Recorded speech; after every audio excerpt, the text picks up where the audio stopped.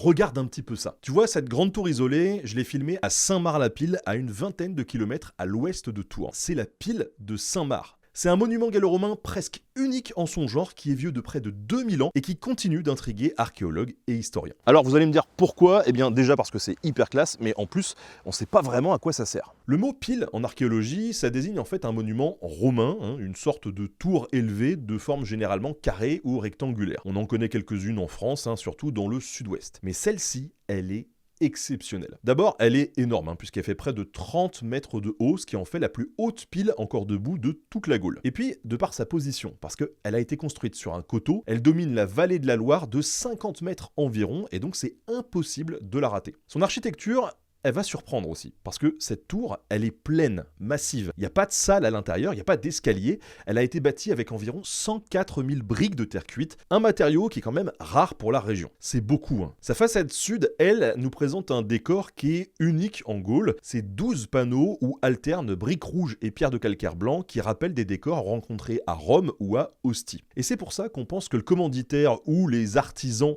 qui ont réalisé cette pile avaient voyagé et voulaient afficher leur rattachement à la culture romaine. Mais alors, à quoi ça sert, cette pile de Saint-Marc?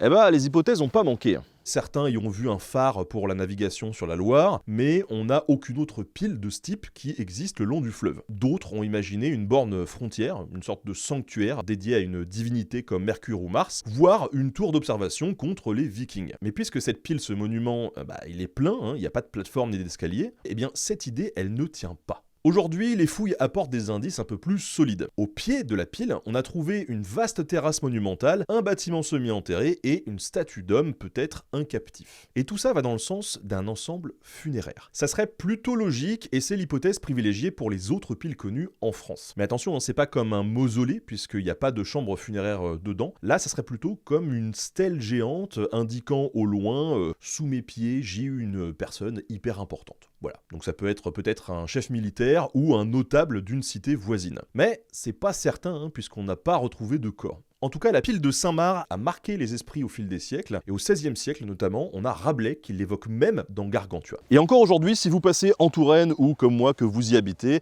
il n'y a qu'à lever les yeux pour apercevoir cette magnifique pile de Saint-Marc. Avec l'aqueduc de Luynes, c'est vraiment l'un des vestiges les plus impressionnants de l'Antiquité locale.